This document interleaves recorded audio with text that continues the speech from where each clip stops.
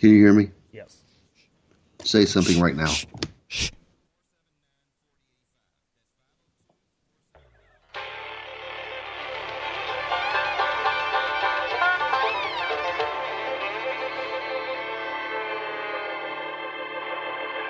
Well, we're coming to your city.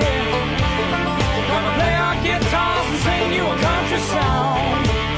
We'll all be flying higher than a jetliner. And if you want a little bang in your yin yang, come along. Welcome along to Indiana Sports Beat. Thanks a lot for joining us and taking us along wherever you're going, whatever you may be doing. Thanks a lot for taking Indiana Sports Beat along for the ride. Jim Coyle sitting in with you as always.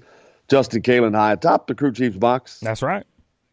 Hope everything is going well for you today. Your week is going well, and hopefully we can get it off to a good start for you today. Before we get to everything we got going, that we've got on the show today, I might as well tell you that we've got Nick Baumgart. Nick Baumgart. Almost forgot that, but let's go ahead and get to the headlines with Justin. All right, here are your Daily Hoosier headlines for this 21st day of February 2019.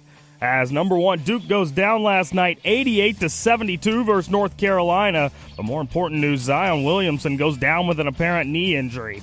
In Big Ten action last night, Michigan State defeats Rutgers 71-60, and Ohio State over Northwestern 63-49. Those are a look at your daily headlines, brought to you by the Daily Hoosier for this February 21st, 2019. For more information, make sure to check out thedailyhoosier.com. Yeah, how about Duke and Zion Williamson? His injury results when his Nike shoe blows out in the middle of a play. Have you ever seen anything like that? Not cause an injury like that, no. I've seen shoes go or, jerseys go, but not to cause an injury like that, and that could be serious. Yeah. I mean, if he were to be lost for the season, boy, you're talking about a serious deal for Nike. Nike covets Duke. They have Duke. They have a relationship with Duke. And they want Zion Williamson and the rest of these Dukies when they turn pro.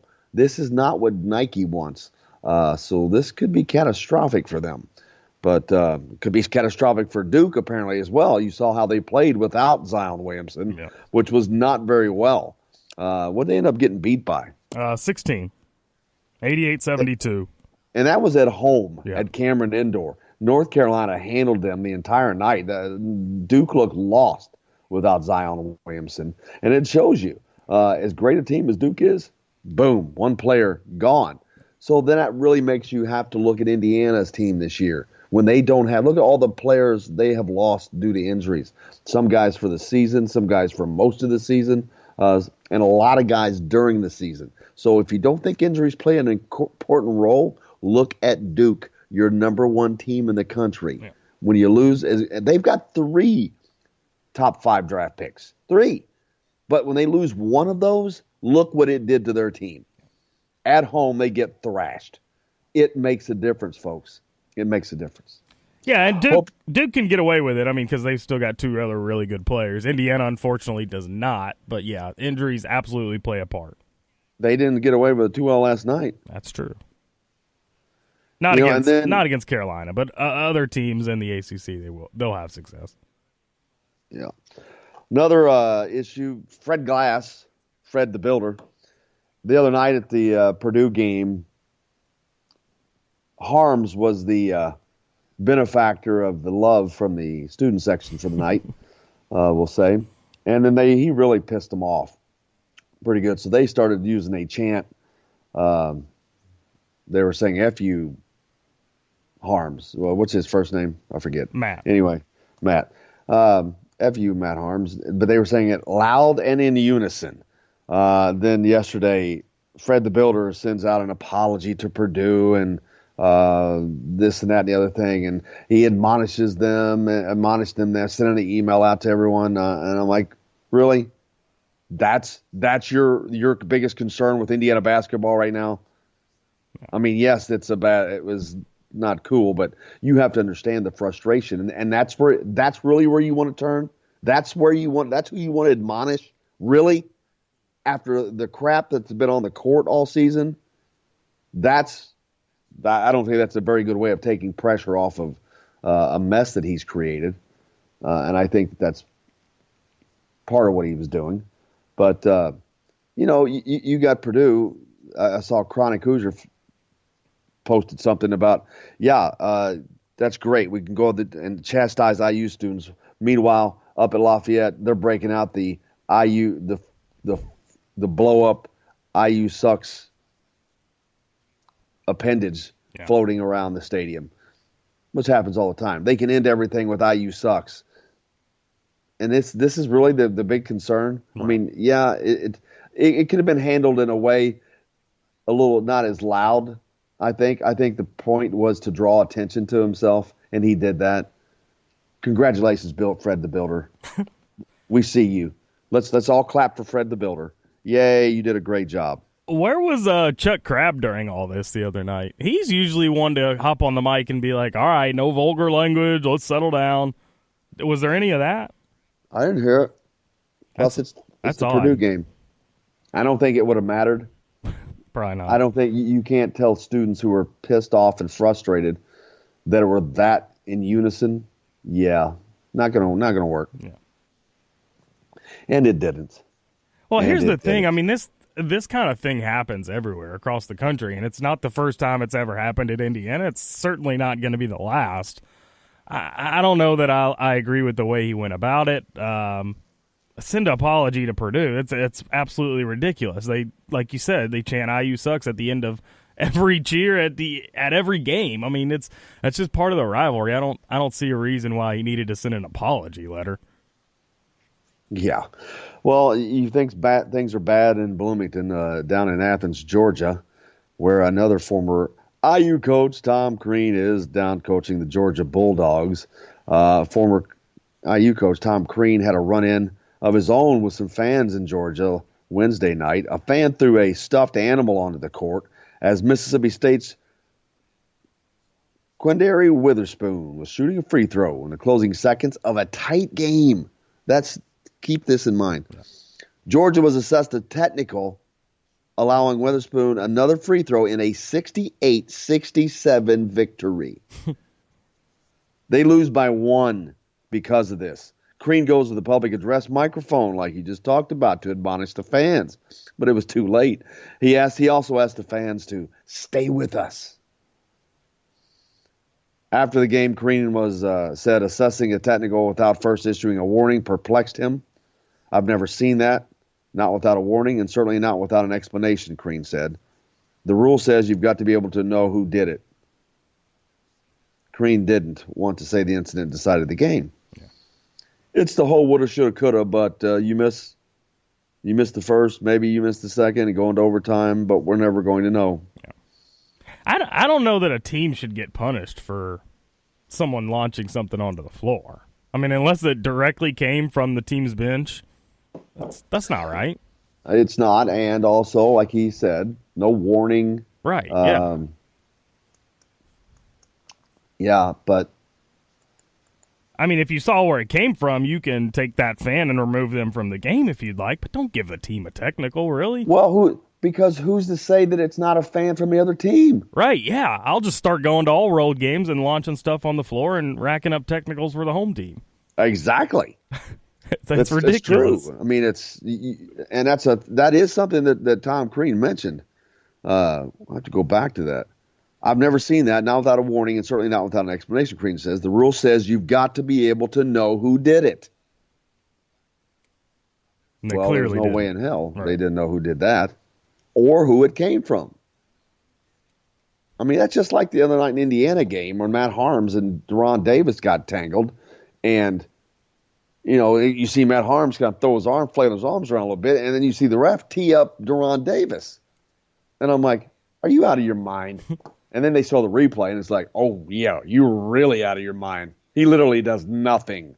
And then they go to the monitor, and then they assessed a foul each way, a common foul, but they issued a technical foul to Harms after that. But it was just hilarious. Did you see the thing Mike Schumann posted yesterday about the Harms final play tip-in? Yep. The hand on the shoulder. The hook on Jawan. Yeah. guess what? I don't have a problem with that. No? You should. What problem is there? That it wasn't called? I mean, that's a call that they've been trying to get right all season long. Seems like in that situation.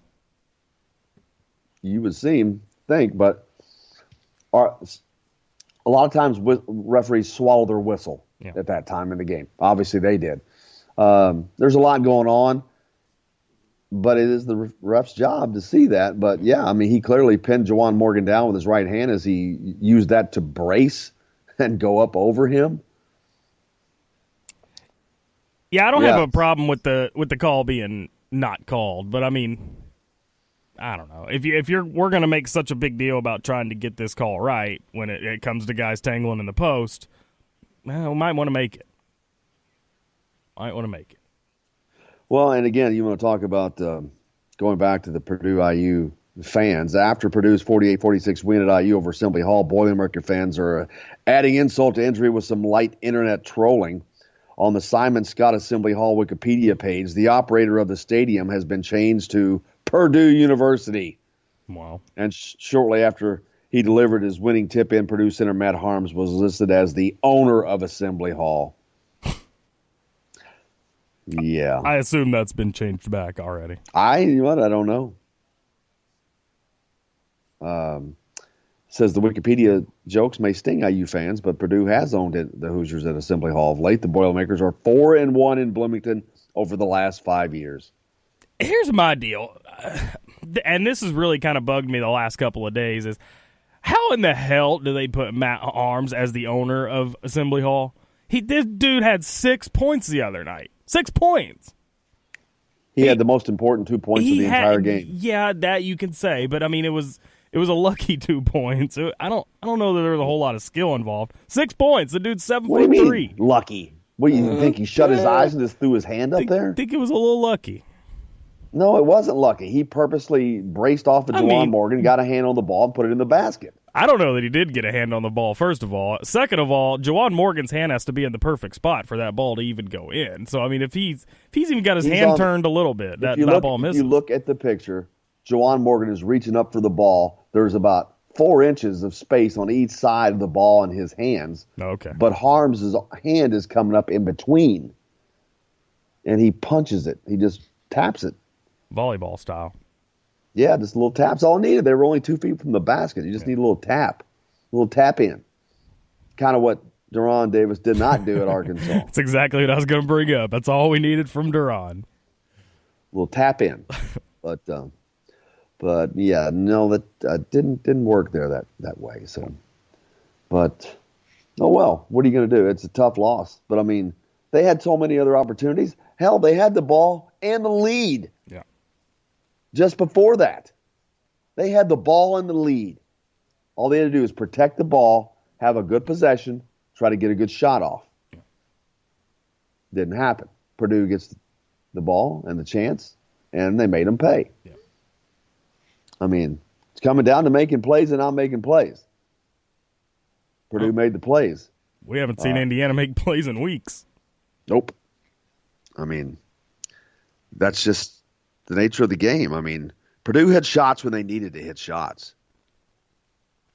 I mean, especially some big three-pointers. Man, they didn't hit many, but when they did, they were key. Key. Hey, Nick Baumgart's on the show. We're going to talk some numbers, but that's in the next hour. We got plenty to get to. I think we got what we got coming up next. Who? It'll be us. Oh, really? Be us. Okay. Well, stay tuned. We got plenty more for Indiana Sports Beat. Jim Coyle and Justin Kalen. We'll be right back right after this. Someone to satisfy you. I might be as crazy as you say. If we're crazy, then it's Hello, everybody. Jim Coyle from Indiana Sports Beat. When I'm not covering the Hoosiers, you can find me at Bubba's 33 in Clarksville, located on the northeast corner of I-65 at Veterans Parkway.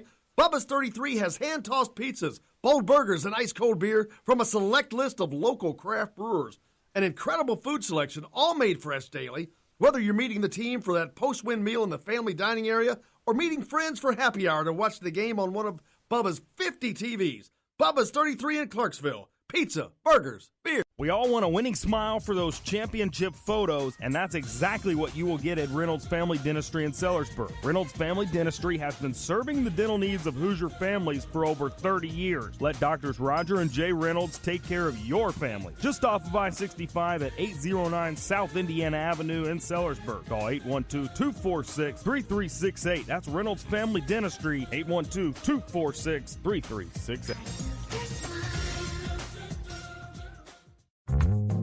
Many medicines used to treat colds and flu contain acetaminophen, a pain reliever and fever reducer found in hundreds of over-the-counter and prescription medicines. But taking too much or more than one medication containing acetaminophen per day can damage your liver. So always read the label and don't take acetaminophen if you drink 3 or more alcoholic drinks every day. To learn more, visit fda.gov/OTC pain info. A message from the U.S. Department of Health and Human Services Food and Drug Administration. This is Jim Coyle with the Indiana Sports Beat. And I'm Justin Kalen with Indiana Sports Beat. Justin, what's your favorite show? It's got to be Indiana Sports Beat, but I'm not ever sure where to find it. Well, you can always like and follow us on Facebook. Always follow the show rebroadcast on iTunes, Google Play, iHeartRadio, Spotify. TheDailyHoosier.com is a great place to sign up for it each and every day. Or, of course, on Big X Sports Radio, 1450, 96.1 WXVW in Southern Indiana, and 97.7 The Ref in Evansville. If you want to get your day off to a good start, then stop at Billy Joe's Gas and Food Mart on Highway 150 in Floyd's Knobs. While you're filling your gas tank, you can fill your own tank with a hot breakfast or try one of Billy Joe's daily lunch special. Billy Joe's Gas and Food Mart opens at 5 a.m. and everything is made fresh daily. And if you bring your own mug, coffee is only 50 cents. And Billy Joe's also has free air. The best place to start your day is at Billy Joe's Gas and Food Mart on Highway 150 in Floyd's Knobs.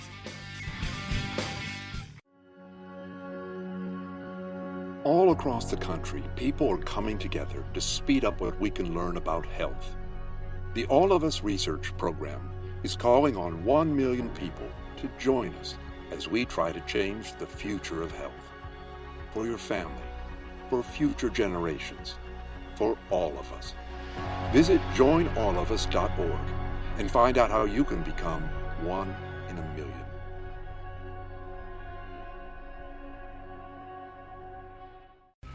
All right, crew, let's get her dug.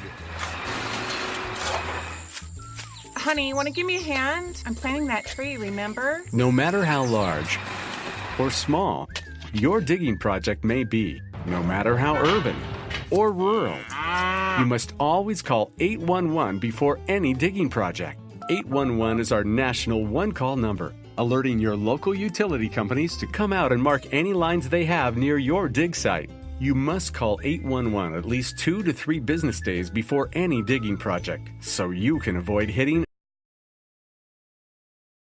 our essential buried utilities. This includes natural gas and petroleum pipelines, electric, communication cables, and water and sewer lines.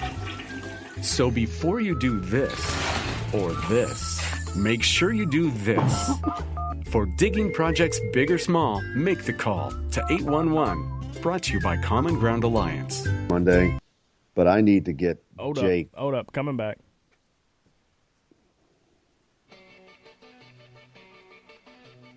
This hour is brought to you by Sweetland Waste and Removal Service, a homegrown company serving Southern Indiana since 1995.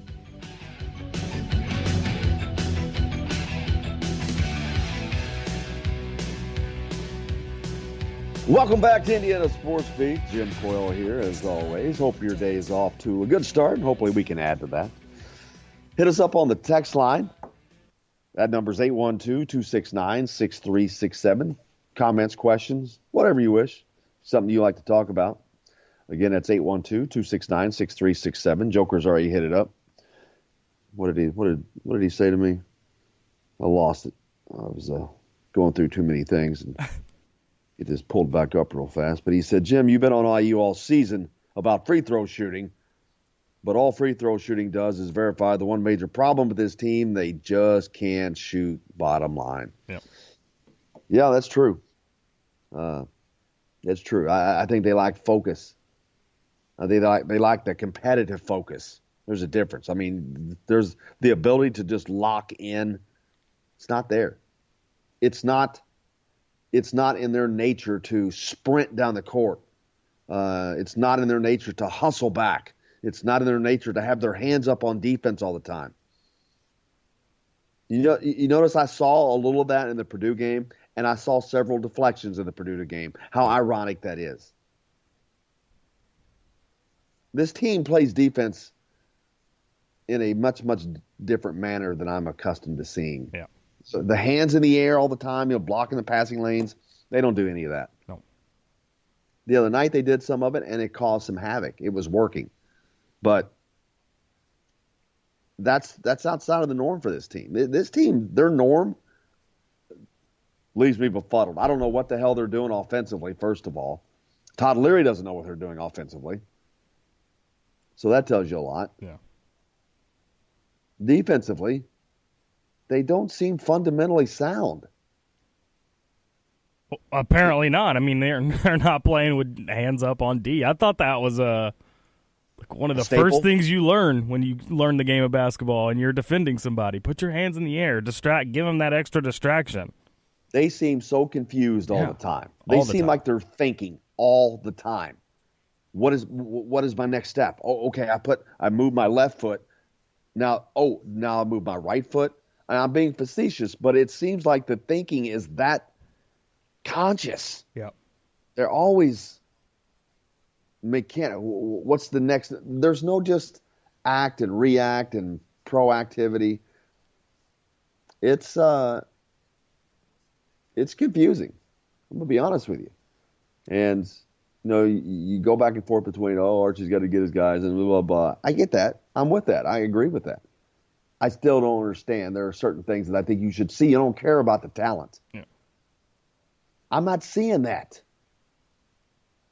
I'm not seeing basic fundamentals.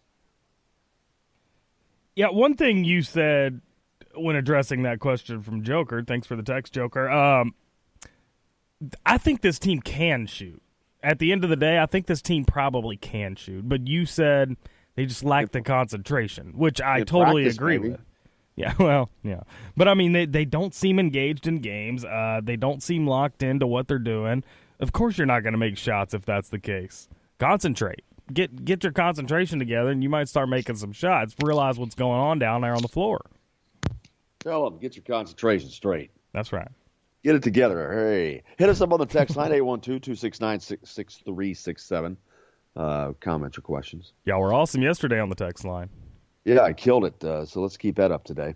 I just, there's been so many complaints, effort, aggression, emotion. A lot being asked of this team. Yeah. Mainly the big thing is just win. But to do that, I think that if you do these other things that we're talking about, it'll go a long way in achieving that goal of winning. Well, and here's the deal with this team. I don't necessarily need to see them win, but this last 11 of 12 losses, just show me that you can compete. Just go out there and compete. That's really, truly all I want to see at this point. Now, we saw some of that at the Purdue game. The only reason they competed in that game is because Purdue was that awful. Yeah. Because Carson Edwards was 2 for whatever. That he was 0 for 10 behind the three-point line. That they couldn't shoot either. That they couldn't hit a shot all night, except for the shots that they needed to have. But that's the only reason that game was competitive. What happens if Purdue is on? Right. Hell, they win that game by 30. Yeah, and you're probably right in saying that, but I mean, at least we saw the hustle. We saw the want to. The guys seemed like they wanted to win. We saw normal play, man. That's normal play. That should have been there every game from game one. No, I agree. That's normal play for every other team, but we haven't seen that with Indiana. We just haven't. And I'm not going to give them cookies and Kool-Aid because they finally did what they're supposed to do at the end of the season. Sorry. No soup for you. Cookies and Kool-Aid, not cookies and milk. It sounded better. That makes one of us that thinks that. Well, man, it sounded better phonetically. That's all. But, yeah, I mean, I'm not going to do that. Yeah. The hell with that. You want congratulations for doing what you're supposed to do? Congratulations for showing up finally. Right. But again, I lay that on Archie Miller. That's Archie's deal. I don't care what anybody says. This is not about coaching this player, that player. You get them to play or you get their ass off the court. Yeah. I've had this. I'm so tired of having this one conversation, but what's the worst that can happen? You're going to lose? You've been losing. News flash. You've lost 10 out of 11. What you're doing ain't working. So try something different. Yeah. Maybe a drastic change. An actual drastic change. Yeah, that was a joke. I mean, his hands are limited to a degree, but they're not limited in sending a message. Those messages have not, I don't know that they've been sent. Now, I wonder next year, I think that Justin Smith, Clifton Moore, and Devontae Green all are good candidates for a transfer. Yep. You're definitely, I think, going to see a transfer, if not a couple. You know, you usually don't see 3 transfers off of a team. And I'm not sure that Archie can do that if he's in a position to be able to do that right now. Right. Especially, all right, you lose Devontae Green, you lose a guard. You don't have a lot of guards. So do you sacrifice that if you're bringing somebody else in as a freshman? Yeah. There's a lot of thinking going on there. I mean, you're losing 3. You're losing Romeo, Juwan, and Zach McRoberts. Well, he's not even on scholarship, so he didn't count. Right. It's Evan Fitzer that you're losing off a scholarship. Thinking about Devontae Green and him perhaps transferring, I don't know that that's what you want if you're Indiana, or maybe it is. I mean, Well, here's the thing. For him, he's probably not going to do it because he's a junior, which means he'll be a senior. Right. You're not going to transfer with 1 year left, man. Right. Oh, and then you've got Armaan Franklin coming in next year. You've had Rob Phinisee learning under him this year. But is Devontae Green really the guy you want your younger players learning from? No, and you know what? There may be enough room.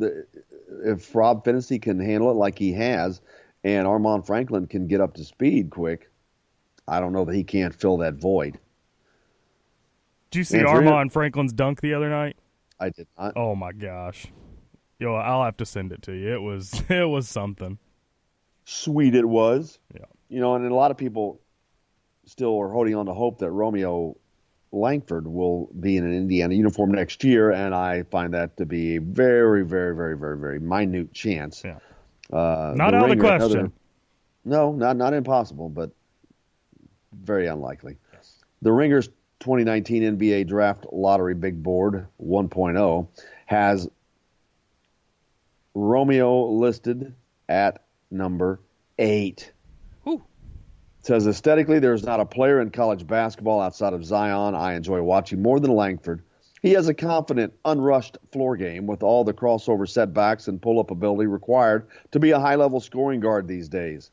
He might have the best glass work of any athlete in the country, a skill that certainly translates with talents like Dwayne Wade, Brandon Roy, and early career of Derrick Rose. Langford has a remarkable feel for angles, touch, and body control required to get the ball softly through the cylinder by any means possible, likely something honed as a complement to his flowing style of play. With long arms and a compact frame, he has the tools to be both a volume scorer in the league and a solid two-way player. If he can improve his shooting consistency, he might wind up being the Markelle Fultz we never received. But if he can't reliably extend his range, much of what makes him special in college could make him a majorly inefficient player in the NBA. Yeah. Basically saying if you don't get his shot up, you're going to be a marginal player. Yeah. But from a talent, they expect that he will. And from his talent, they are projecting. That's what they're doing. They're projecting off of talent. He's gone. He's a first-round pick. Those things that I just said, that's why. They draft on potential. And the things that this guy talked about, that Romeo already has. He just needs to add a shot. You think a kid like that can't shoot? Oh, he's going to shoot. He'll be fine. Yeah. His shooting will be fine once he gets to a different level or a better teaching. And I think, yeah. I mean, I think gone. we've already seen his shot improve. I mean, I don't know if he's been working on it, but the past 5-6 games, he's shotting the ball a lot better from deep. Sometimes it's all about getting comfortable and finding yourself within an offense. And in the NBA, it's going to probably be pretty difficult to do that. Yeah, I'm not talking about Indiana. I'm talking more specifically about when he goes to the NBA. It'll be tough to find himself in the offense, but once he establishes that role, much like he's done this year, I think the game comes to him a little easier. He gets more comfortable out on the floor. Romeo's going to be just fine.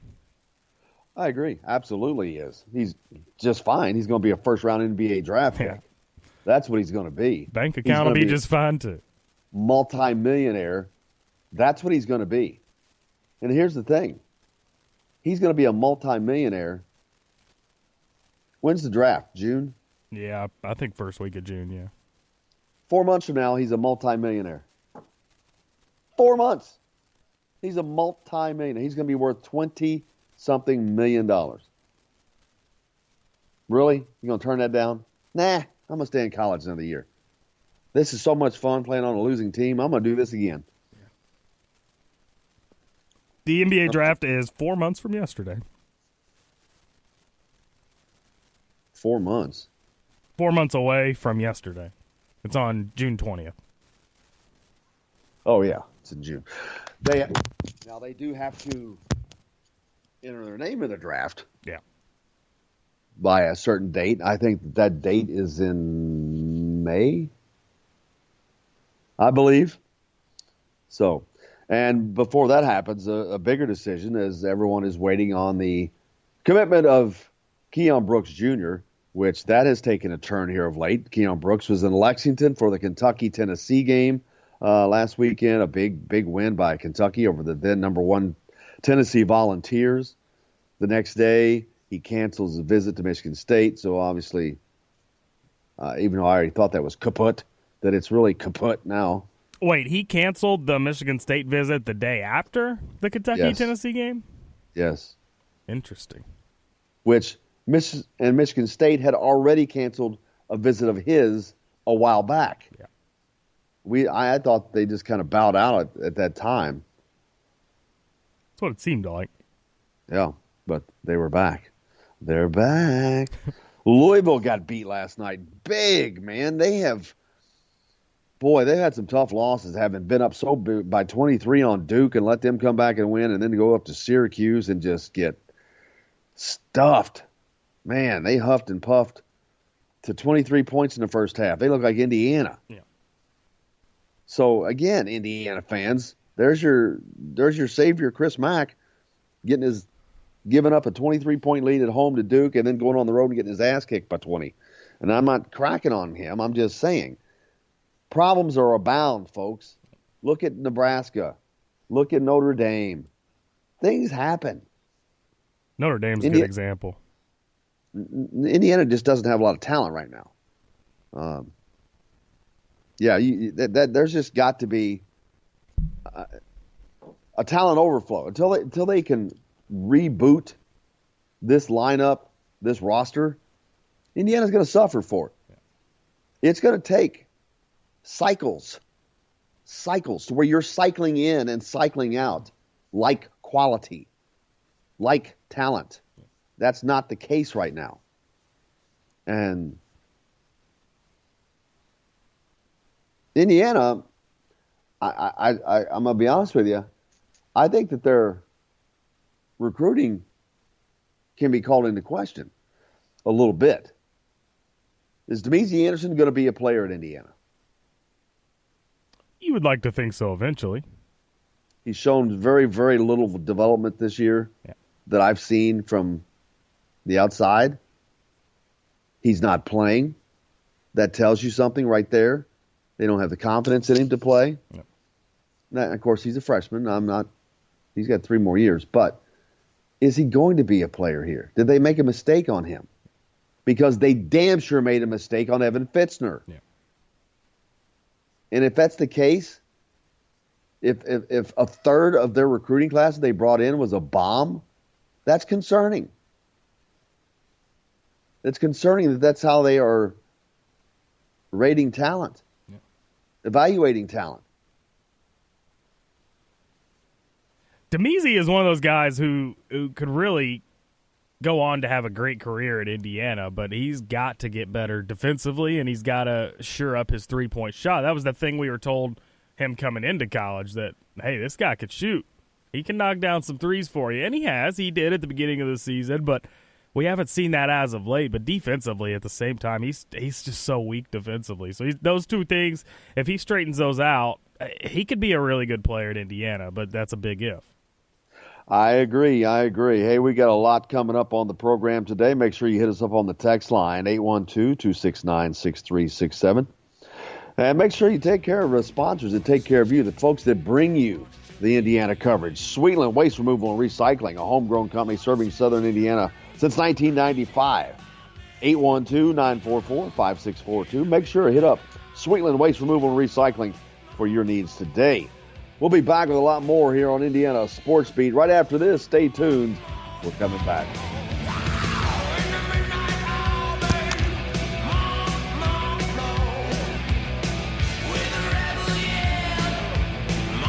Hello, everybody. Jim Boyle from Indiana Sports Beat. When I'm not covering the Hoosiers, you can find me at Bubba's 33 in Clarksville, located on the northeast corner of I-65 at Veterans Parkway. Bubba's 33 has hand-tossed pizzas, bold burgers, and ice-cold beer from a select list of local craft brewers. An incredible food selection, all made fresh daily.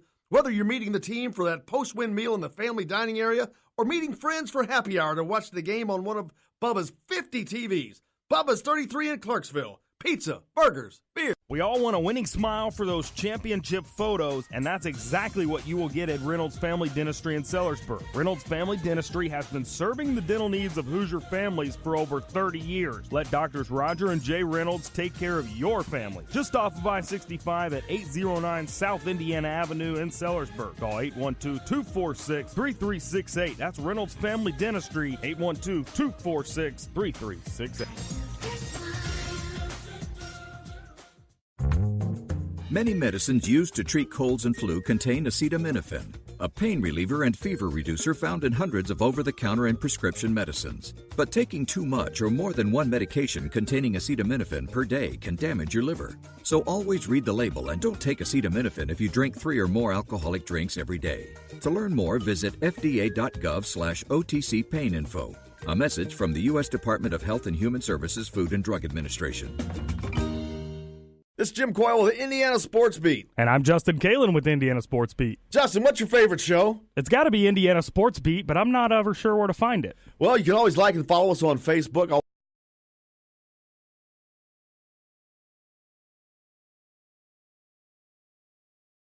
Always follow the show rebroadcast on iTunes, Google Play, iHeartRadio, Spotify. TheDailyHoosier.com is a great place to sign up for it each and every day. Or, of course, on Big X Sports Radio, 1450, 96.1 WXVW in Southern Indiana, and 97.7 The Ref in Evansville. If you want to get your day off to a good start, then stop at Billy Joe's Gas and Food Mart on Highway 150 in Floyd's Knobs. While you're filling your gas tank, you could fill your own tank with a hot breakfast or try one of Billy Joe's daily lunch special. Billy Joe's Gas and Food Mart opens at 5 a.m. and everything is made fresh daily. And if you bring your own mug, coffee is only 50 cents. And Billy Joe's also has free air. The best place to start your day is at Billy Joe's Gas and Food Mart on Highway 150 in Floyd's Knobs.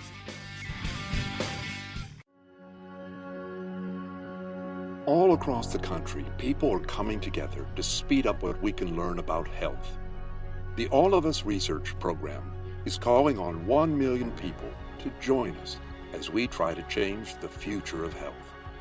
For your family, for future generations, for all of us. Visit joinallofus.org and find out how you can become 1 in a million.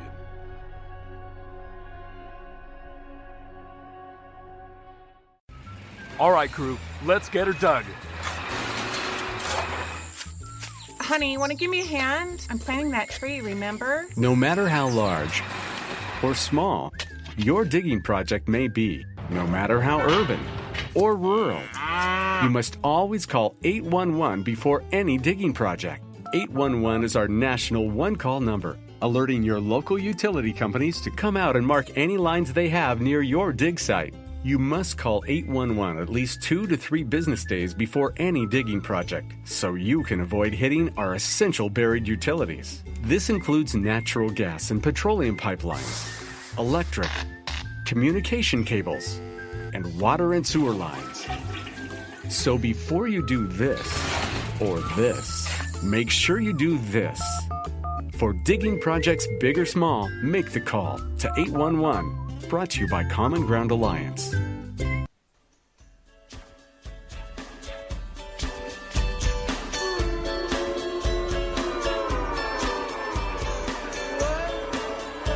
Welcome back to Indiana Sports Beat. Thanks a lot for joining us, taking us along wherever you're going, whatever you may be doing. Thanks a lot for taking Indiana Sports Beat along for the ride. Make sure you like or follow us on Facebook. You can get the show's rebroadcast if you miss us live on Apple Play, iTunes, iHeartRadio, Spotify, Google Play, thedailyhoosier.com, or indianasportsbeat.com, of course. You can find us there anytime. We're on live 6 to 8 on Big X Sports Radio 1450, 96.1. You can catch us every day, where, of course, you can catch the Hoosiers. Don Fisher on the call. Their next game is coming up on, what, Saturday? Friday night, 9 o'clock. That's right. 9 o'clock game on the road at Iowa. A team that is, they're fighting for, I think they're in the NCAA tournament pretty solidly. Oh, yeah. But they want another resume building win, man. Is that really that line? Is that really a resume building win? A win against Indiana at home, though?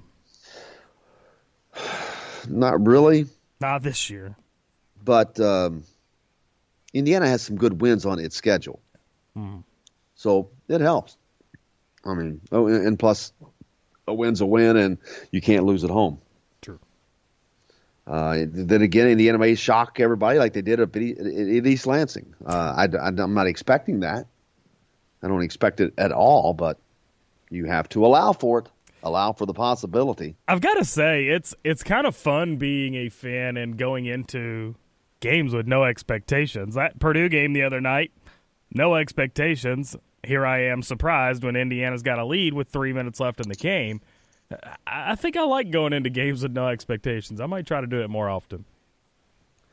Well, I mean, it leaves you with a lot less heartache. Right. You got less disappointment when you do that. That's what I figured out. Well, when you have too high of expectations, your expectations may be way out of kilter. Yeah. And I think there was a combination of expectations being out of kilter for this season, and they have underperformed. Archie's undercoached. I just got to say it. He is undercoached. Yeah. They've underperformed. Now, I'm not saying he's undercoached in the way that I'm questioning him as being the coach. Not the case. But I think he is. I don't think he's done as good a job as what could have been done with this team. Well, I think if anybody were to tell you that, it would be Archie himself. I mean, he would sit back and tell you, yeah, probably not my best coaching effort that I've had in my life. I mean, and yeah, the team's underachieved as well, and you can blame Archie for that if you want. But I think all in all, I think Archie has underachieved as a coach himself, and he'd be the first to tell you that. Well, that's not a good sign. That's not a good sign when you have a team that's underachieving, and if your coach is underachieving and you're in your second year of a rebuild and you're underachieving, doesn't sound like you're getting to where you're trying to get to. Yeah. Now, I'm not saying that's the case. I'm just repeating that information. But it's a critical point. It's a critical juncture. And again, I go back to when you call out making drastic changes, you damn well better make some changes. I didn't really see that. Yeah. I mean, I didn't see anything that was drastic. I'll tell you that. It's because there was nothing drastic, Jim. I know that, but I just didn't want to call it out per se, but it is what it is. It just adds another layer to this season. Tim texts in the show, asks, how do you coach making shots? Exactly. You don't, because I'm sure these guys are hitting shots in practice. I'm sure they hit all their free throws in practice. Yep. It's about focus. It's about determination. JR texted in, missed hearing you guys. My morning schedule has changed. Glad I got to listen this morning. How in the world does Glass give a 7-year contract to a guy who has never coached a 5-star or a big-time pro? Well, right on cue. That's a perfect text, JR. Thank you. Good point. You know, I don't know that he's ever had an NBA draft pick, ever. In his 6 seasons at Dayton, I don't think that he had one. Now, that could just be, that was at Dayton and they didn't have. Well, or does that mean players don't develop at a high level? Good question. Yep. I'm not saying they do or don't. I don't know, but it's a question that I'm asking. What about player development? There's not a history of it with no NBA players. And if you're not, I'm not saying you need to be an NBA farm system, but you should be sending players to the NBA regularly. Yeah. Doesn't have to be in droves, but you should have someone drafted off of your team each year. If you're not doing well. There's no way you're playing well. And There's no way you got a good record. You're talking specifically at Indiana. Yeah. Well, I mean, any team. If you want to be an elite team, you better have players being drafted into the NBA consistently. That shows you have that kind of talent. I'm not saying you got to have 3 first-round draft picks. I'm not saying you have to have a lottery pick. But you have to consistently have talent that is being drafted at the next level, or you obviously don't have very good talent. Right. I don't know that Juwan Morgan gets drafted. I don't either. Now Romeo will, of course, but he was going to get drafted regardless. It doesn't matter. So you cannot say he's been developed. He was expected one and done. So now, then, he's going to have his first NBA draft pick by default under Romeo Langford. Could possibly get another one with Juwan, but it begs the question about player development when you look back over that period. Now, granted, Dayton does not produce a ton of NBA players, and you're not going to produce a ton of NBA players out of Dayton. I get that. So, there's a little bit of a pass there, but you'd have thought that there'd have been one in 6 years. One, 2, a couple. Nothing. Go ahead. No, go ahead. I was going to say, Joker texted in the show said, talking about my going into games with no expectations, said, so now you know how all Purdue fans feel going into the NCAA tourney. No expectations to win. Oh, that's a good point. Yeah, that works. Definitely so. Definitely so. Keep the text coming. Text line 812-269-6367. But yeah, it is it's going to be another unfun time of year for Indiana fans as they watch everybody else play in the NCAA tournament for the 3rd consecutive season. Yep. That's not acceptable. Hard to believe. It's not acceptable. That is not acceptable. I just think that if you are truly a top-tier program, you find a way to get in the tournament. Not saying that you're not ever going to miss it. Of course you are. 3 straight years, 8 out of 12. Come on, man. 8 out of 12 years they have not played in the NCAA tournament. It's absolutely ridiculous. Whose regime is that all under? Oh, yeah, that's all under Fred Glass. Yep. Fred the Builder. But the other IU sports are having success. They are? Few of them. I was kind of being facetious. Yeah. What top-tier program, soccer program, it was already top-tier though. Yeah. What programs that are, I've asked this before, what programs that were not already high-tier programs or high level, like soccer, like swimming and diving at Indiana? Yep. What programs have flourished? I think, honestly, you could make a case for Indiana women's basketball. If you think back to when Fred Glass got there, they were an absolute train wreck. I mean, they were the laughing stock of the Big Ten. And then they come in last year and get an NIT championship, but then this year they're losing heavily again. So I don't know. I want to almost give them credit for women's basketball because that's been somewhat of a turnaround, but I'm not even sure we can. Well, the point is Indiana's main line, main source, main everything is basketball, of course. And they have not played in the NCAA tournament 8 out of 12 years. That says a lot to me. Way too much. So what do you do now? You just stay the course. And I'm not suggesting a change in basketball or not at all. I'm not at all suggesting that. But I think that you have to pay a serious mind, and you cannot ignore it. The situation of not playing in the NCAA tournament again for the third year in a row, again for the 8th time in 12 years. You have to give it its due diligence and be open about it. I don't think that they are. I think that irritates fans even more so. Well, but then if you go the other way and you have a conversation, you just open up a Pandora's box. Well, and where's the accountability falling? I mean, is Fred Glass falling on the sword for this team? I mean, there's got to be accountability somewhere for the team missing 3 straight tournaments. I haven't heard it. If someone's taking it, I haven't heard it.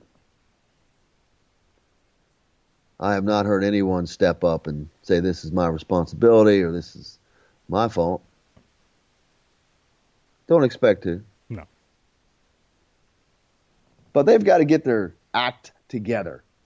You cannot call yourself a blue blood program when you don't do blue blood things, when you don't make blue blood moves, when you don't give blue blood performances, when you don't have blue blood talent, when you don't have blue blood results.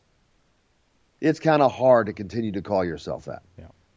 Well, and realistically, if you think about it, I don't think Indiana has been a blue blood since the early 2000s.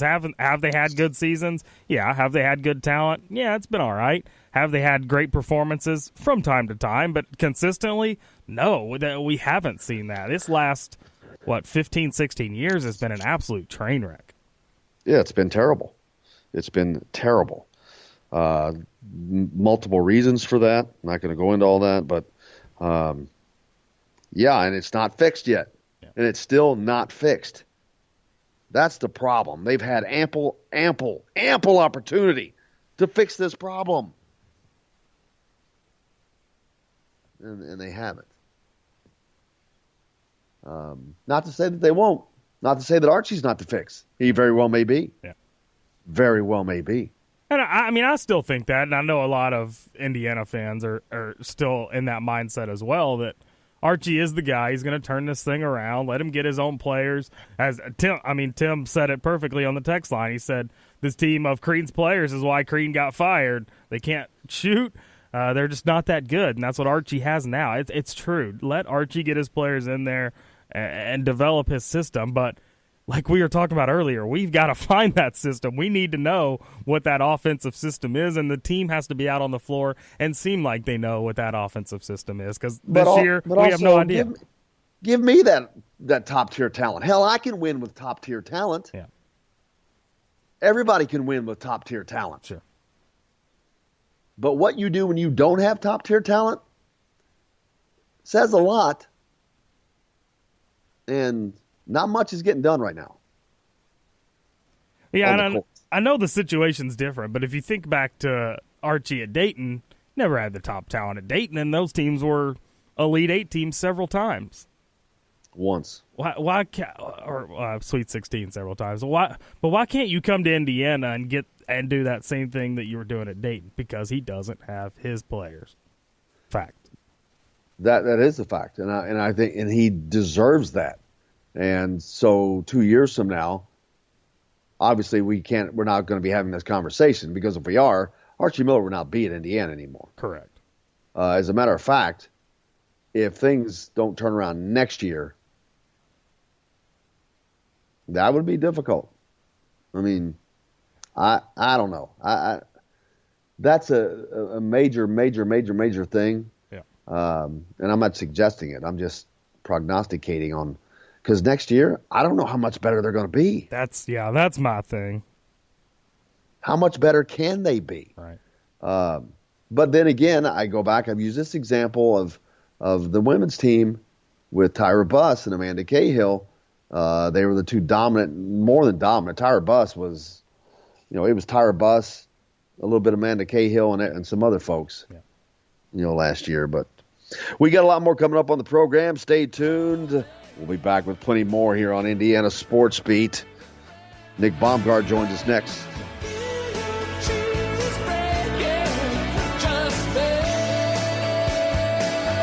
Hello, everybody. Jim Coyle from Indiana Sports Beat. When I'm not covering the Hoosiers, you can find me at Bubba's 33 in Clarksville, located on the northeast corner of I-65 at Veterans Parkway.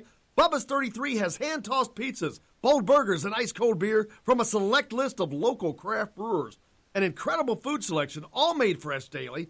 Whether you're meeting the team for that post-win meal in the family dining area or meeting friends for happy hour to watch the game on one of Bubba's 50 TVs. Bubba's 33 in Clarksville. Pizza, burgers, beer. We all want a winning smile for those championship photos, and that's exactly what you will get at Reynolds Family Dentistry in Sellersburg. Reynolds Family Dentistry has been serving the dental needs of Hoosier families for over 30 years. Let Doctors Roger and Jay Reynolds take care of your family. Just off of I-65 at 809 South Indiana Avenue in Sellersburg. Call 812-246-3368. That's Reynolds Family Dentistry, 812-246-3368.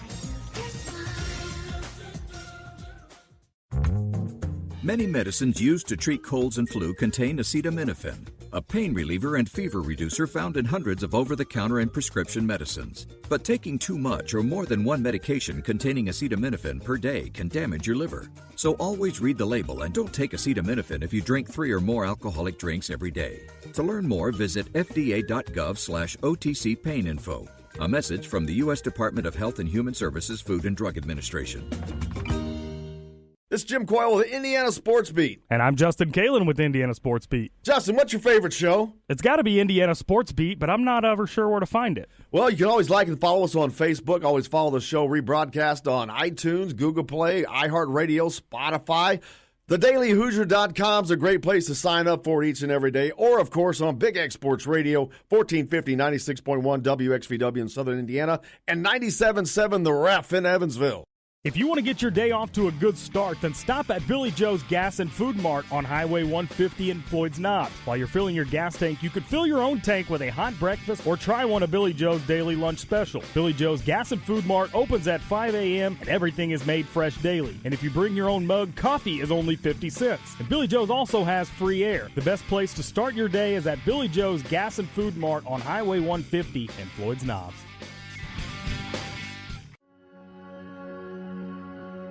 All across the country, people are coming together to speed up what we can learn about health. The All of Us Research Program is calling on 1 million people to join us as we try to change the future of health. For your family, for future generations, for all of us. Visit joinallofus.org and find out how you can become 1 in a million.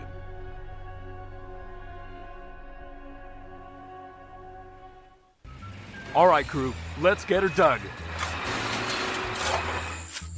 Honey, you want to give me a hand? I'm planting that tree, remember? No matter how large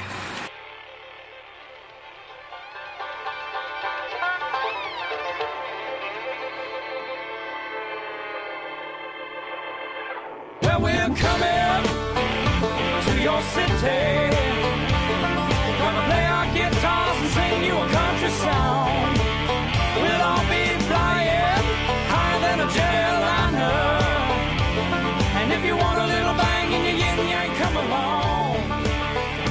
Welcome along to Indiana Sports Beat. Thanks a lot for taking us along wherever you're going, whatever you may be doing. Thanks a lot for taking Indiana Sports Beat along for the ride. Jim Coyle with you as always.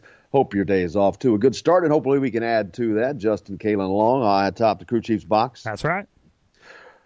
Welcome along. Nick Baumgartner joining us here on the program. Got a lot to talk about. Duke Zion Williamson goes out with a big injury last night. Some games we'll talk about. Before we get to all that, let's get to the headlines with Justin. All right, here are your Daily Hoosier headlines on this 21st day of February 2019. As number one, Duke goes down, as Jim mentioned last night, 88-72 at home against North Carolina. The more important matter is Zion Williamson blows out his shoe and goes down with an apparent knee injury. In Big Ten action last night, Michigan State defeated Rutgers 71-60, and Ohio State over Northwestern 63-49. Those are a look at your Daily Hoosier headlines for this 21st day of February 2019. For more information, make sure to check out thedailyhoosier.com. Hey, welcome back, Indiana Sports Beat. Jim Coyle with you as always. You heard Justin mentioned Duke's Zion Williamson going down with an injury last night in the North Carolina game. That game was played at Cameron Indoor Stadium in Durham at Duke, and North Carolina just destroyed him without Zion Williamson, who went down in the game with an in-game injury, suffered from a shoe blowout within the first minute or two. I wasn't watching the game, but it's a unique situation. Yeah. Here you got Duke, who is the provider for equipment to Duke and all their first round draft picks. I mean, that's Duke is probably the most coveted. They have Duke and Kentucky. Yeah. So you can imagine how prominent and have a high priority these players are to them. Right. And for this to happen, that's not a good look for Nike at all. Right. And did you see the injury? Did you see it at all? Yeah, I mean, I saw it happen. I mean, that's incredible that a guy can turn that quickly and with that much force that he blows right through his shoe. I mean, the whole bottom came off. It's incredible. I've never seen anything like that. A lot of pressure. Yeah. A lot of pressure. And now what does that do for Zion going forward if this is a serious injury? It gets him a lawsuit with Nike is what it gets him probably. Right. Other than that, I mean, does it hurt his NBA draft prospect at all? No. I didn't think so. I mean, if it's just a normal injury, no, I don't think so. I think anybody will still take the same risk and pick him. I mean, he's just a freak. He's a guy that'd be worth the risk, no doubt. Absolutely. 88-72, the score. North Carolina just destroyed Duke last night at Cameron, but that was without Zion. Purdue fans are having a little fun after their win over Indiana the other night. They've gone to Wikipedia, changed the ownership to Matt Harms, changed a few other things they were able to do, but having a little bit of fun. But, hey, to the victors go the spoils, man. They get to do that stuff. Hit us up on the text line if you wish, 812-269-6367. We've had several in today, and keep them coming. I've got a couple more to get to right now, as a matter of fact. I don't know who this is from. Jim Miller can't run off players because of the APR. Stop saying his players. Mack is winning at U of L, and it's his first year. Anderson was going to be a redshirt this year, but injury forced him to play. Drastic changes? Where? Race didn't play a second against PU. Why? Same player, same results, no changes. Thanks, Derek. Oh, there we go. That's who it is. It's Derek. Thanks, Derek. Thanks for the text. Terrible year for Miller coaching. May lose Brooks, not because of losing streak, but because of no leadership, from Derek as well. Hey, those are both valid points. Yeah. I mean, the Keon Brooks recruitment is very, very tenuous right now. And the APR is a serious deal. When Archie Miller arrived in Indiana, Tom Crean left that in such horrible shape that no one could have left last year. Yeah. They couldn't leave. If they did, well, I guess they could have ran them off. They would have been banned from playing in the NCAA tournament this year. They banned themselves with their play, so I guess that doesn't really matter. Right. But the APR is an issue going forward. But I think that they should be fine. But there's going to be some transfers in the offseason. I expect that. Well, but thanks, Derek, for getting that text in. Well, and speaking of transfers, I want to touch on that Chris Mack comment because, Chris Mack is doing it in his first year, but he didn't have a whole lot of Patino holdovers. He had maybe 4 or 5 players that are on the team now that were still there with Patino. He had to go out and get a bunch of transfers. So a lot of his team is his own guys that he went out and found.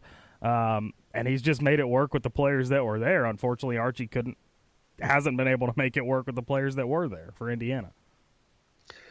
So they missed, I got another text in. So they missed the tourney 8 out of 12 years, 2 being under Archie. That means Crean missed 5 of 10. Why was he at IU so long? Tells me Crean wasn't getting players capable of competing at a high level, which the majority of this current team are Crean recruits. So this tells me that fans need to relax until Archie can get players that are capable of competing at the level IU has been accustomed to in previous years. Facts. Should have been a pair. All right, I don't get that one. But that's from Joker. It's a absolute. That's truth. That's truth, man. He's got to have his players. Yeah. You talk about a culture change. This is definitely a culture change. This team does not have culture. They don't have pride. They don't have just get after it, doggedness, competitiveness. They just don't have that. And you can have some guys like that on your team. That's okay. But you cannot have a team full of them. And that's what this is. This is a team full of those guys, full of guys that are not emotional, full of guys that do not lead by that aren't natural leaders. It's full of guys that doesn't shoot in game situations very well. Full of guys that I think lack focus. So it is a complete culture turnaround. Not a recipe for wins. Well, no, and it certainly hasn't resulted in any. That's for certain. But we'll see. I mean, Keon Brooks is it's an important recruit for Indiana. There's no doubt because it's an in-state name, and to have been the front runner for his recruitment and then to lose him to somebody else, especially one of your arch rivals, not a good look. I mean, it wouldn't be a good look if that happened. Don't know I have no idea where he's going to go. None. Well, and especially if you start to think towards next year without Keon Brooks, it's the same team, right? I mean, isn't it basically the same Indiana team next year? And to be honest, I don't know how much Keon Brooks even changes. I think next year might be a little better. I don't know how much better it's going to be though. Who's the go-to guy next year? Right. Who's going to be your scorers next year? Last year, you knew this year before the season started who you had, who your scores were going to be. You knew that Romeo and Jawan were going to be up there, and they were. Yeah. But right now, looking forward to next year, who's going to be up there? I have no idea. Al, maybe. But I mean, maybe. he's got to take a big step too in this offseason. Everybody does. Yeah. That's the thing. I have no idea where their scoring is going to come from next year. Trace Jackson Davis, he's an unknown. I don't know if he is going to be able to translate his game to college in his freshman season to where he makes an impact. It's going to be, freshman's a freshman. Yeah. He's going to have, when he goes up against those big boys in the Big Ten, he'll know it. Go ahead. No, I was just another text from Tim. I feel like we could answer for him. Brooks' snub of being a McDonald's All-American, does that hurt his NBA draft status, or does that keep him from being a one-and-done? Can't be an All-American, right? I don't think it hurts his draft status at all. Right. You just look at the idiots that didn't do that. That's just stupid people. Well, no, they just wrapped up their season 28-0. They're the number one team in the country. He's the number one player on the number one team in the country, but yet he's not a McDonald's All-American. Well, that's because when you play at a prep school, I don't think you can get McDonald's All-American, can you? Yep. His teammate, Isaac Stewart, did. True. Isaiah Stewart, yeah. So... yes, it's politics, man. It's all politics. Politics. Yeah, but moving forward, I doubt that hurts his NBA draft status or keeps him from being a one and done. I mean, if he's good enough at the college level, he's going to be a one and done, regardless. Well, that's the thing. I don't know that he's a one and done player. Right? Yeah, I'm the same way. I don't either. How is he? What does he do that makes him a one and done player? Right. Dominating in high school is one thing. Now, Keon Brooks is a guy that'll come in and make an impact for a team, but I don't know that he's that high of an impact guy where he can be a one and done. But we'll see. How's he going to make an impact? I mean, with his athleticism, he's a lot like Romeo. When you think about it, he can get to the rim. He can shoot from time to time from beyond the perimeter. He's just an athletic guy. I mean, and when guys come in and use their athleticism like that, like we've seen Romeo do from time to time this year, they can have a lot of success. Yeah, because I think people forget that while Romeo's shooting is just not there at the moment, he is still scoring, people. He's your leading freshman scorer in the Big Ten Conference. Yeah. He's the leading scorer on the Indiana team without shooting, because he just always attacks the rim. He always scores. He is a scorer. I don't care how he comes about those points.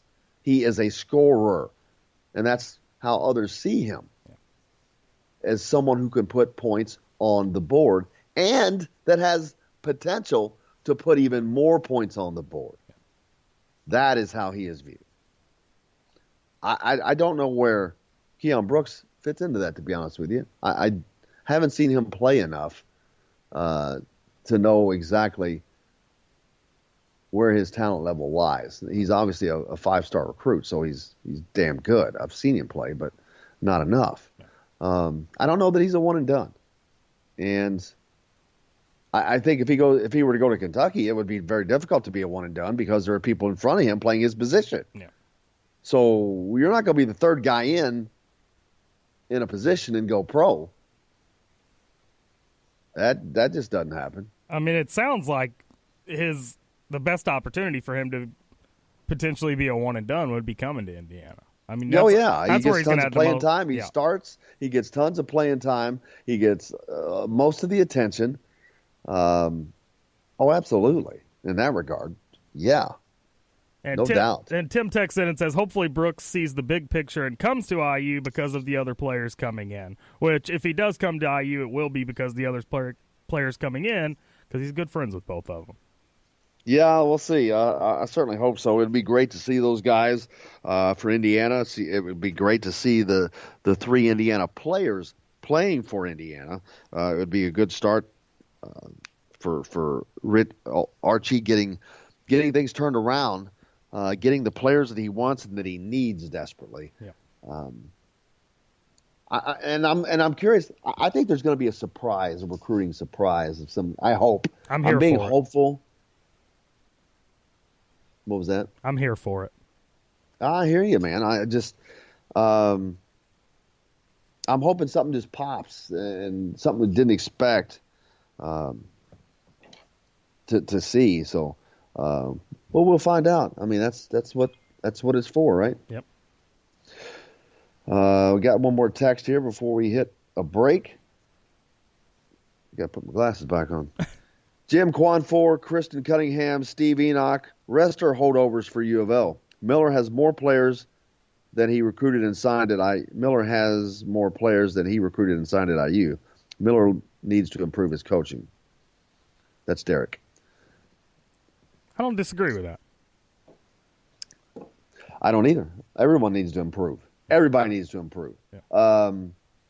I think Archie's still making adjustments too. Right. We talk about these players moving up. I know we got to hit a break, so let's go ahead and do that. But Archie's got to make adjustments too. He's moving from a mid-level program to the big time, man. So he's got some learning to do as well. And I'm sure he'd be the first to tell you that. But we got a lot more coming up on the program today as we get ready to hit a break here. Nick Baumgart is with us next, so stay tuned. Indiana Sports Beat back with more right after this.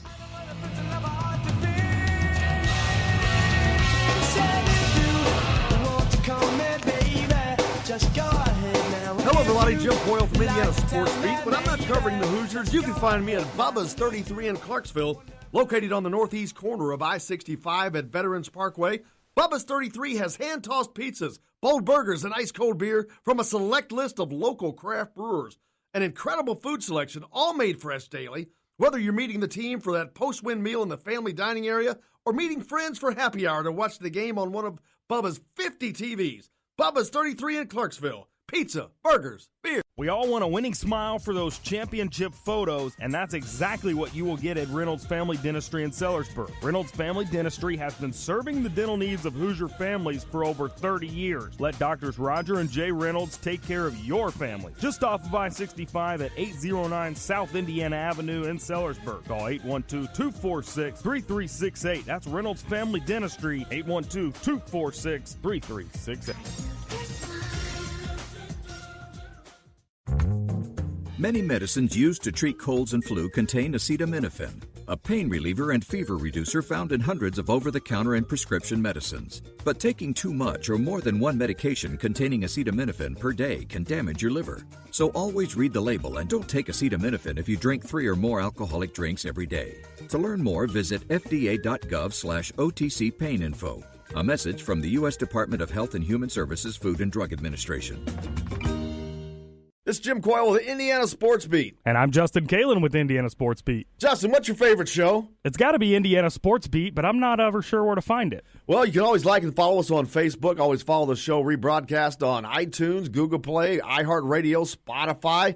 TheDailyHoosier.com is a great place to sign up for it each and every day. Or, of course, on Big X Sports Radio, 1450, 96.1 WXVW in Southern Indiana, and 97.7 The Ref in Evansville. If you want to get your day off to a good start, then stop at Billy Joe's Gas and Food Mart on Highway 150 in Floyd's Knobs. While you're filling your gas tank, you could fill your own tank with a hot breakfast or try one of Billy Joe's daily lunch special. Billy Joe's Gas and Food Mart opens at 5 a.m. and everything is made fresh daily. And if you bring your own mug, coffee is only 50 cents. And Billy Joe's also has free air. The best place to start your day is at Billy Joe's Gas and Food Mart on Highway 150 in Floyd's Knobs.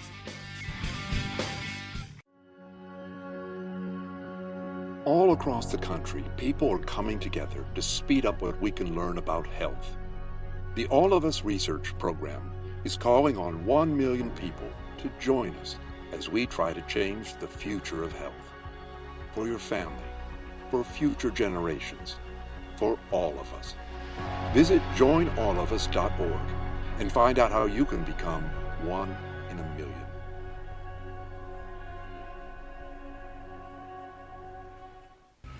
All right, crew.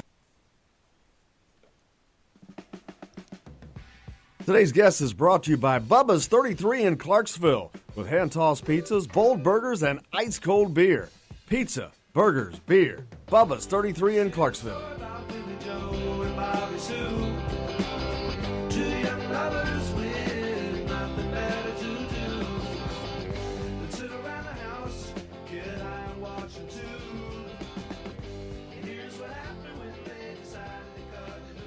Welcome back to Indiana Sports Beat. Jim Coyle with you as always. Joined now by our good friend Nick Baumgart. Nick, how are you, sir?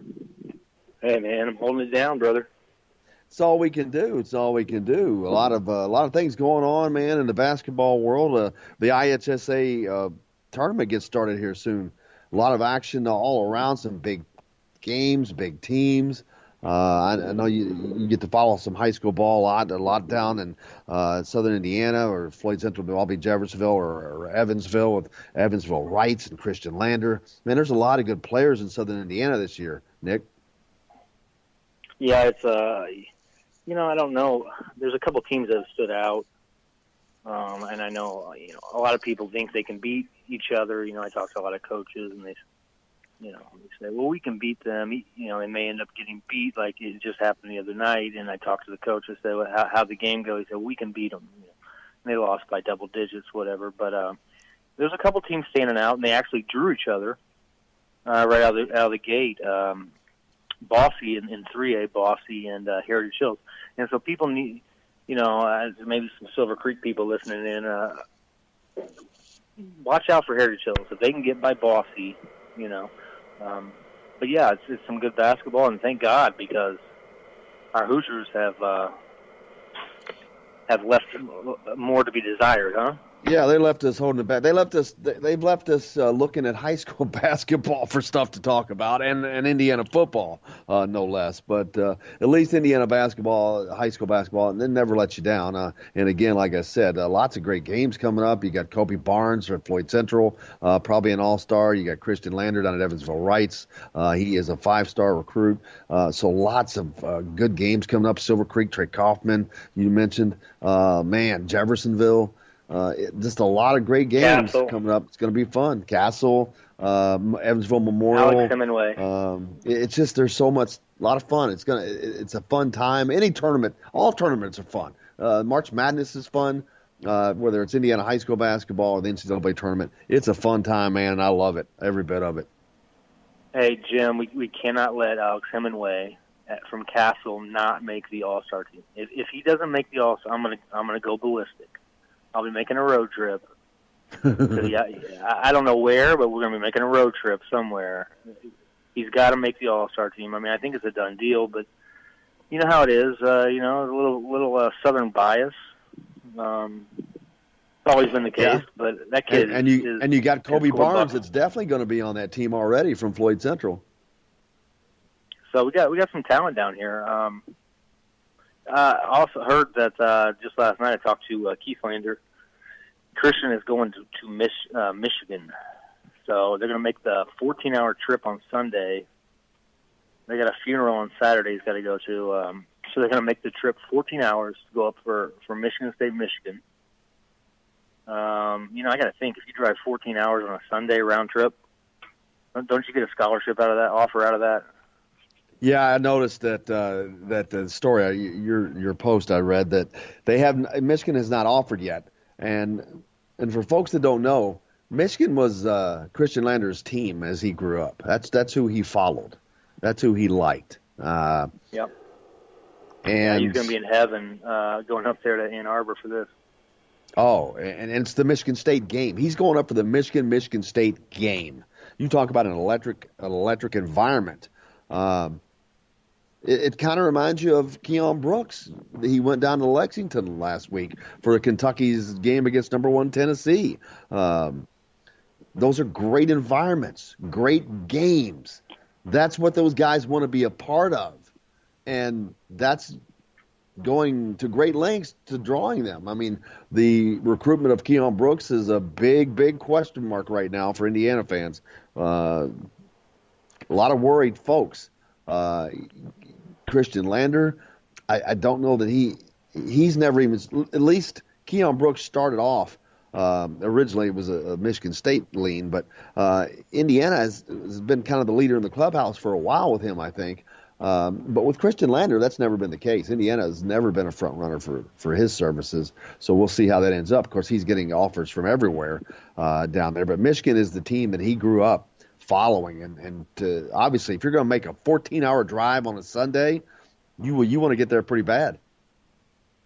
And so this was interesting. I asked Keith. I was like, how much is this, this losing streak? How much does that play into you? You're a couple years out or whatever. I mean, and he said, they're just cool customers, Keith. He said, man, we're just taking it all in. He said the inconsistency worries me. But he said, as far as long term, they got time. So with Chris, with those guys, but he's, a 2021 kid. Keon Brooks, man, if you got to make decisions quick here, you're looking at Kentucky. I mean, it usually works out when you go to Kentucky. I'm not saying it couldn't work out in Indiana, but there's just not any evidence. Here's how he's got to look at it. There are at least 2 players, I think, in front of him at his position at Kentucky A. So his minutes will be limited. He comes to Indiana, he starts. He's the focal point. He's an attention getter. But don't you think Cal's telling him, you can play here, you can start. I mean, isn't Cal the notorious for this? I mean, yeah, he'll load up at one position. It just seems like they always make. I don't like it. Hey, I mean, like that's how I don't know what he's being told, but I know that he'll know that he'll have all the information, though. He'll know who's there and who's not there, and he'll make the best decision for him. He'll know that that if he goes to Indiana, that he's going to be a focal point, that he's going to start automatically, that he'll get tons of minutes. He'll know that. He already knows that. And he knows that if he goes to Kentucky, his minutes will be limited because of others in front of him. But he'll have a better experience probably because Kentucky is in better shape than Indiana is right now on the winning side. So I think he's going to weigh all that stuff out. And does he consider himself a one and done? I haven't considered Keon Brooks a one and done. I haven't seen enough of his game, but I just didn't think that he was a one and done.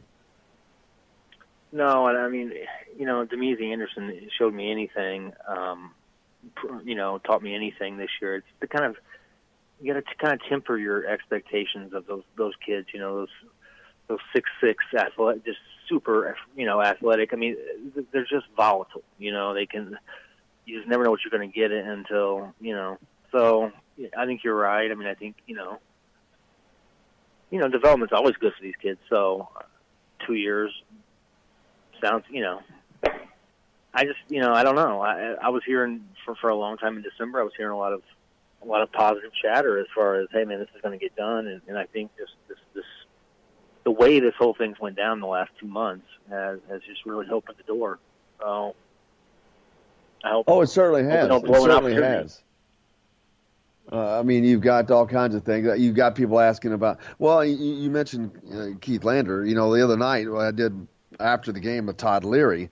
One of the people commenting was Keith Lander on the show, Keith loves, he was making. He's got always got an opinion.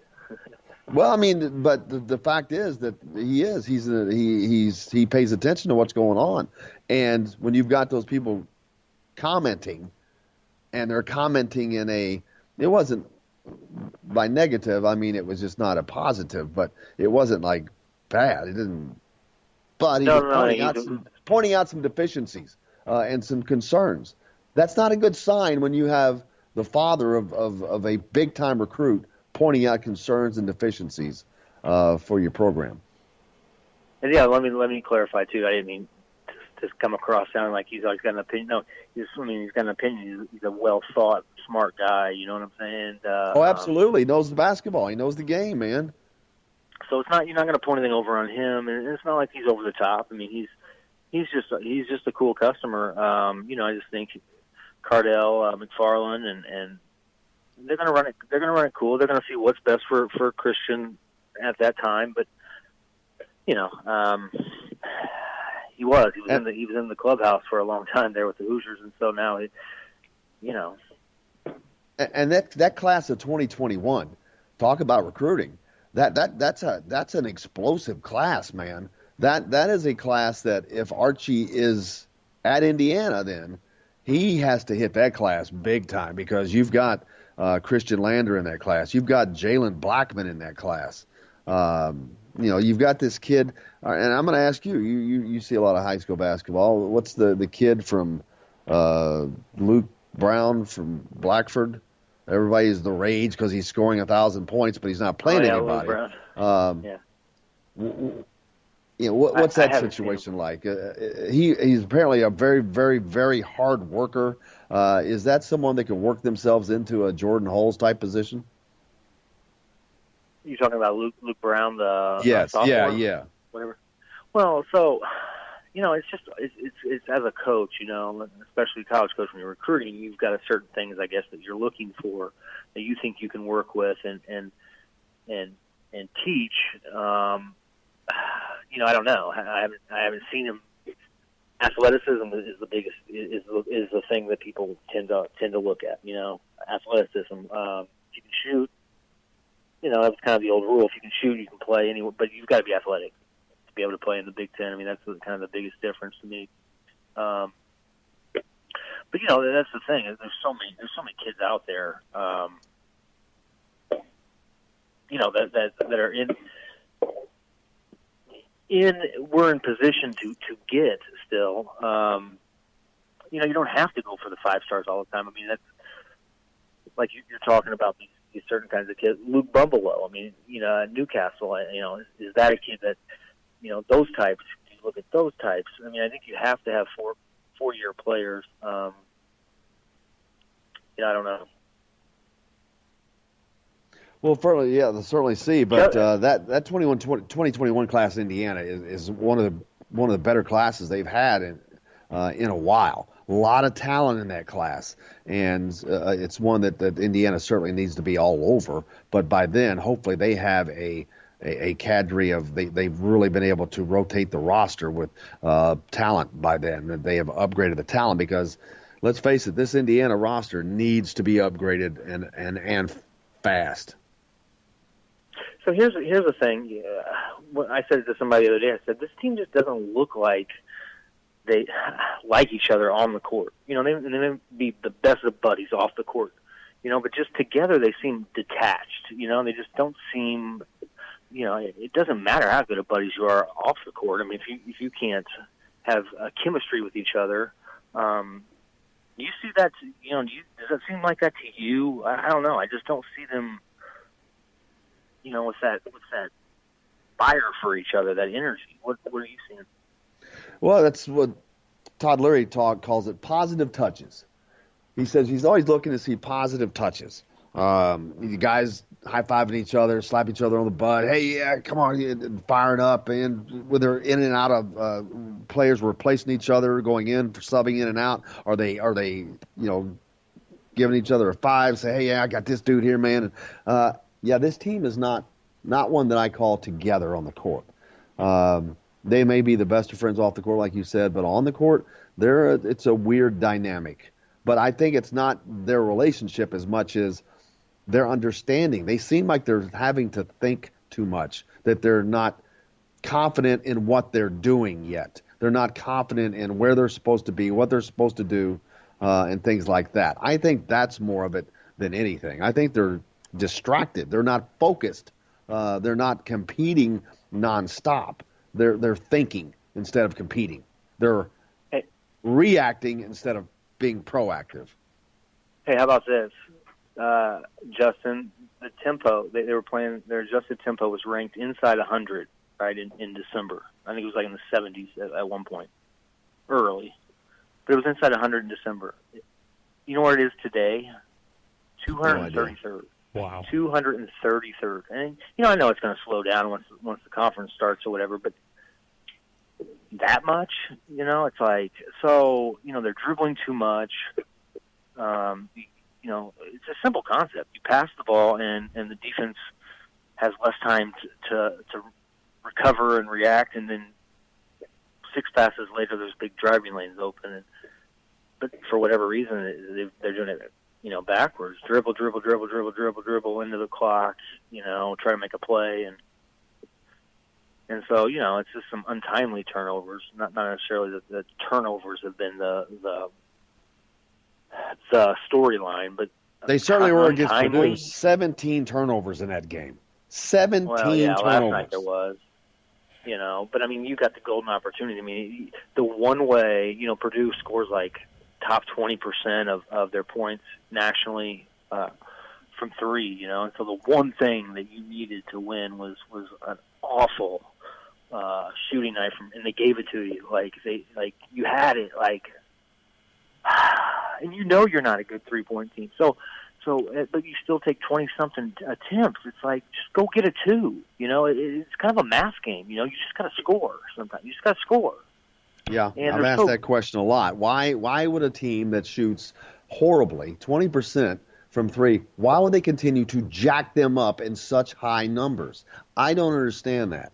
I know you have to shoot it. You have to keep the defense honest. You've got to try, but you don't have to put it up 21 times a game when you're only hitting 3 of them.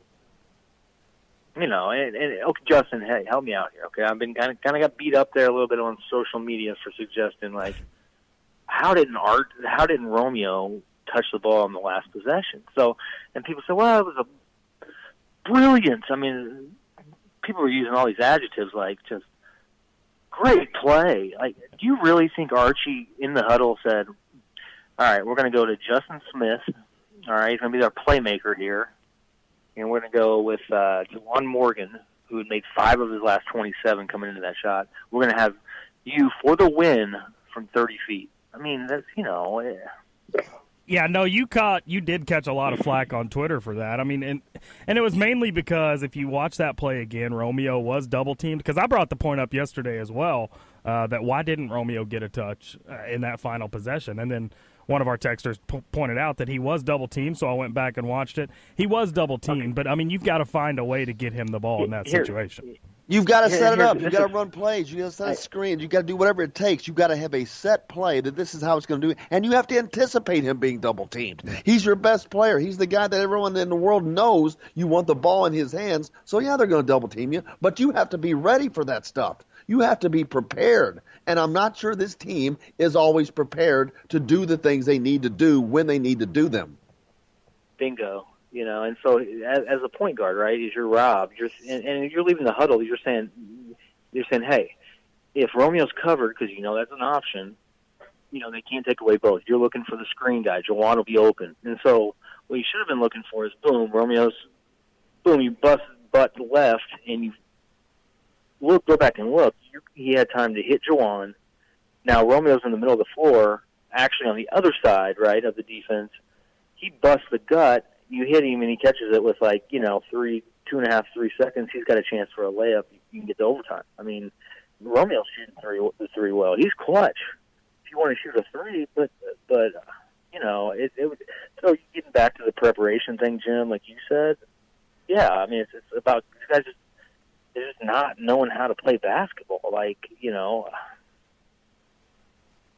Post entries from the top of the key. I mean, how many points have we lost this year on trying to enter the ball to the post from the top of the key? I mean, that's just a basketball. You're playing at that level. Somebody's surely told you that by now, but it is what it is. You can't shoot. You don't have that margin of error. It's very slim, and you're now looking at lost 11 of 12, and it doesn't. They're back look any better. They're back on the road tomorrow night. They have to travel down to Iowa to take on the Hawkeyes, a team that's playing pretty well. They're going to be an NCAA tournament team. Indiana with another opportunity here to go get a win. It would be surprising, of course, but that's where they'll be tomorrow night. Nick, thank you so much for joining us, brother. I appreciate you. One other thing. Hey, one other thing that I found interesting is, when they were 12-2 back in December, there were 4 games in there, right, that they won by 8 points. And, so, it's never been as good, I think, as we all wanted to believe. Thin line. Thanks, guys, for having me.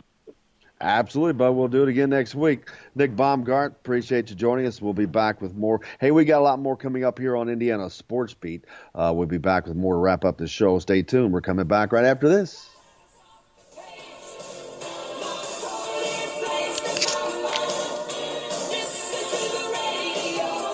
Hello, everybody. Jim Foyle from Indiana Sports Beat. When I'm not covering the Hoosiers, you can find me at Bubba's 33 in Clarksville, located on the northeast corner of I-65 at Veterans Parkway.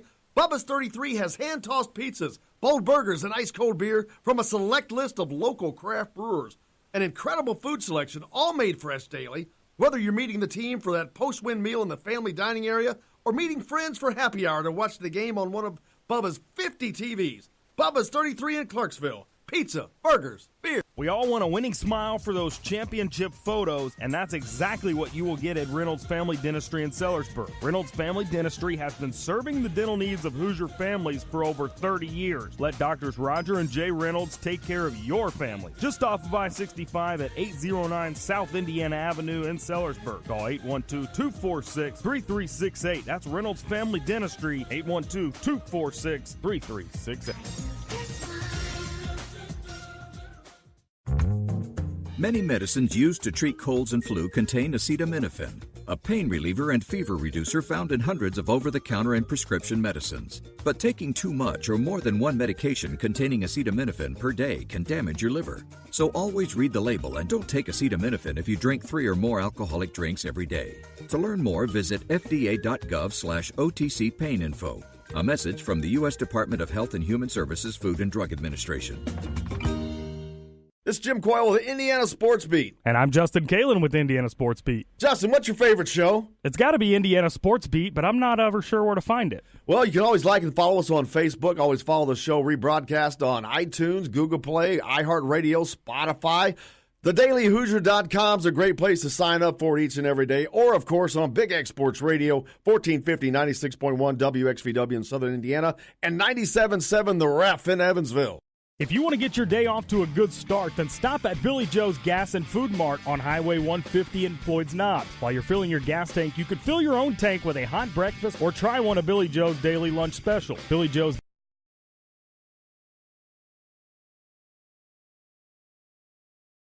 Gas and Food Mart opens at 5 a.m. and everything is made fresh daily. And if you bring your own mug, coffee is only 50 cents. And Billy Joe's also has free air. The best place to start your day is at Billy Joe's Gas and Food Mart on Highway 150 in Floyd's Knobs.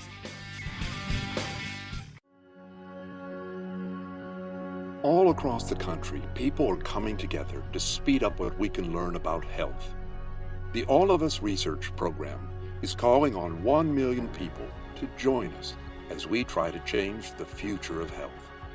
For your family, for future generations, for all of us. Visit joinallofus.org and find out how you can become 1 in a million.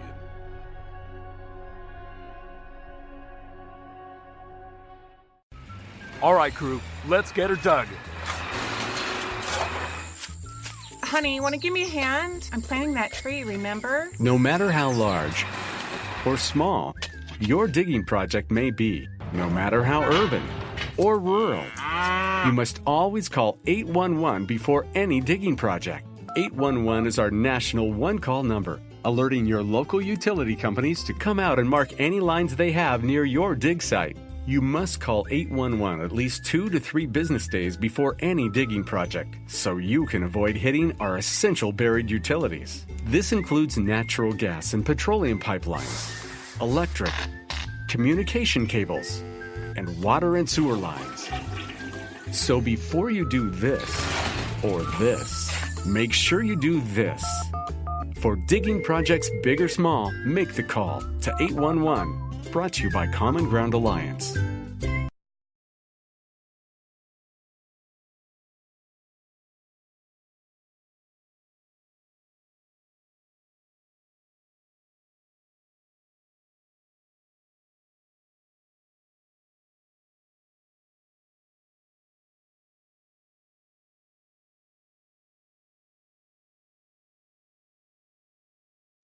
Hope your week has gone well. Indiana on the road tomorrow night taking on the Iowa Hawkeyes out in corn country.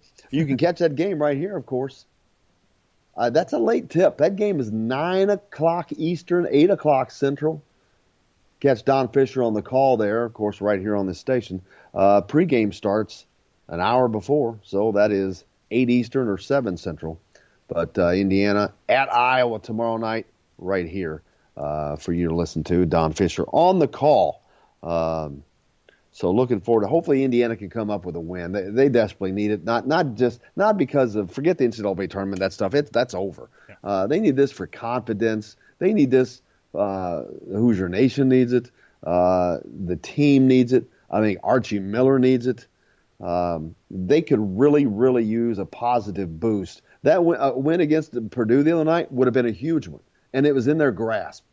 And that's what's worrisome about having to go to Iowa and do something. If you can't do it at home when you have a team that is gift-wrapping a night of horrific shooting for you, I'd say going on the road and getting that done is going to be even much more difficult. But the opportunity is certainly there. Hey, make sure you like or follow us on Facebook. If you don't catch the entire show live, you can find us again on the rebroadcast on Apple Play, iTunes, iHeartRadio, Spotify, Google Play, thedailyhoosier.com, or indianasportsbeat.com. And follow me on Twitter at Jim Coyle, ISB. Hit us up on the text line, 812-269-6367, as so many of you have done today. We appreciate that. Lots of questions and comments today, man. It's rolling. But a lot to talk about. I mean, Well, not a lot to talk about. It's the same old story, to be honest with you. And it's coming to a merciful end, unfortunately. But to come an end without playing in the tournament, that is just stings. Last year hurt, but this year really just, it's disappointing. It's disappointing to see the team that had some high expectations, but great expectations of just improving and having a decent year. Early on, I thought that they could be top 3 in the Big Ten. I'll be honest with you. I said that many times. With the depth that they had at the start of the season, unfortunately, that depth was never able to play out because of Race Thompson's injury, because of Jerome Hunter's injury.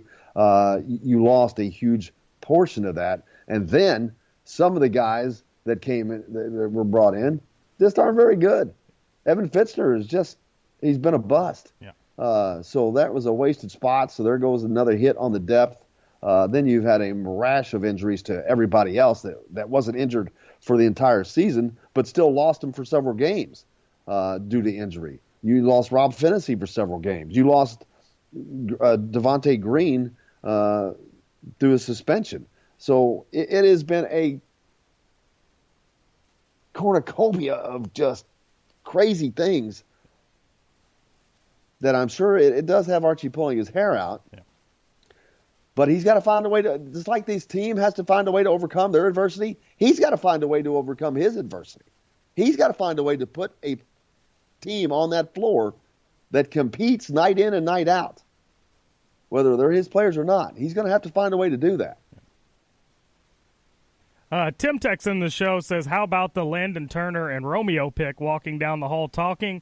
I wonder what the conversation was about. Hopefully it changes Romeo for the better. Maybe it gave him something to think about, like taking leadership of the team. Yeah, I saw that, and that was very cool. Yeah. And one of the things someone pointed out is Landon Turner had to introduce himself to Romeo.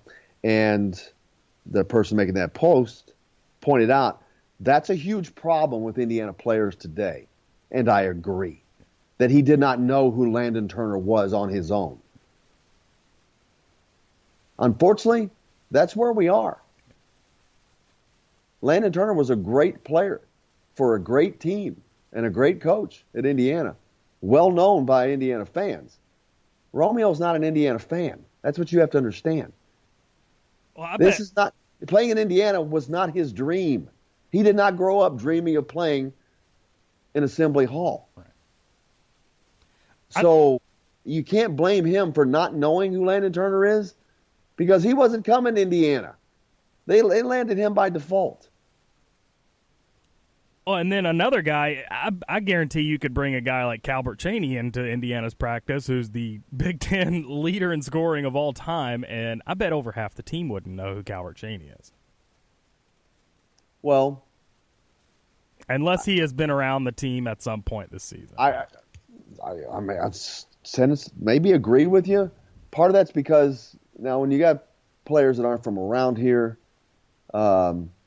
they should still know who Calbert Chaney is because he was a great college player and he was a pro. But they weren't born when he played. I understand, but you still,